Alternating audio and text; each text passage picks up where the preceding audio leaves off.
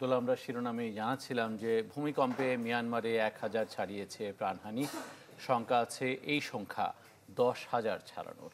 সবচেয়ে বেশি ক্ষয়ক্ষতি যেখানে হয়েছে সেটির নাম মান্দালয়। সেখানে এখনও ধ্বংসস্তূপের নিচে চাপা পড়ে আছে মানুষ। বিপদে পড়ে আন্তর্জাতিক সহায়তা চেয়েছে জান্তা সরকার। বিশ্বমানের থার্মিক্স রড, সালাম স্টিল থার্মিক্স, দেশের একমাত্র থার্মিক্স রড। থেমে থেমে ধ্বংসস্তূপ থেকে আসছে বাঁচার আকুতি। যতই সময় গড়াচ্ছে ততই ক্ষীণ হচ্ছে কণ্ঠস্বর। বেশিরভাগ ভবনের কনক্রিট সরাতেই বেরিয়ে আসছে শত শত মরদেহ। মান্দালয়ের একটি আবাসিক ভবনে আটকা অন্তত 90 জন, যাদের উদ্ধারে কাজ করছে রেড ক্রসের সদস্যরা। ওয়েস্ট মেমিকি নামের একটি স্কুলের ধ্বংসস্তূপ থেকে শিক্ষক সহ কমপক্ষে 12 শিশুর মরদেহ উদ্ধার করা হয়েছে। এখনও সন্ধান মেলেনি স্কুলটির বহু শিক্ষার্থীর। 7.7 মাত্রার ভূমিকম্পে মান্দালয়ে পুরোপুরি ধসে গেছে 1,500-এর বেশি ঘরবাড়ি। আর একের পর এক আফটার শকে ধসে পড়ছে বিভিন্ন স্থাপনার ছাদ আর দেয়াল। তাই খোলা আকাশের নিচেই হাজারো মানুষ।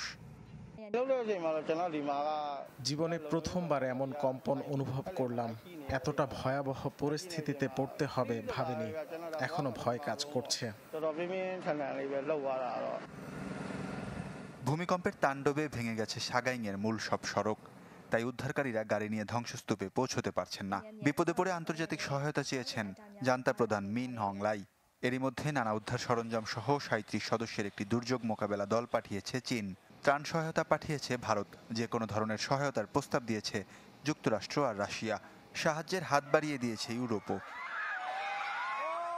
মিয়ানমারের এই ভূমিকম্প 334টি পরমাণু বোমার সমান বিধ্বংসী ছিল বলে জানান মার্কিন ভূতত্ত্ববিদ জেস ফনিক্স। আগামী 2 মাস মিয়ানমার এমন শক্তিশালী ভূমিকম্পের ঝুঁকিতে থাকবে বলেও জানান তিনি। শুক্রবার 12 মিনিটের ব্যবধানে বড় 2 ভূমিকম্পে নাজুক অবস্থায় থাইল্যান্ডের রাজধানী ব্যাংককও। ধসে পড়া একটি নির্মাণাধীন ভবন থেকে একে একে বেরিয়ে আসছে মরদেহ। নিখোঁজ শতাধিক মানুষকে উদ্ধারে কাজ করছে উদ্ধারকারী দল। কম্পনের ভয়াবহতায় চীন সীমান্তের অন্তত 800 ঘরবাড়ি ক্ষতির মুখে পড়েছে। ওয়ালিউল্লাহ ফারুক, চ্যানেল 24।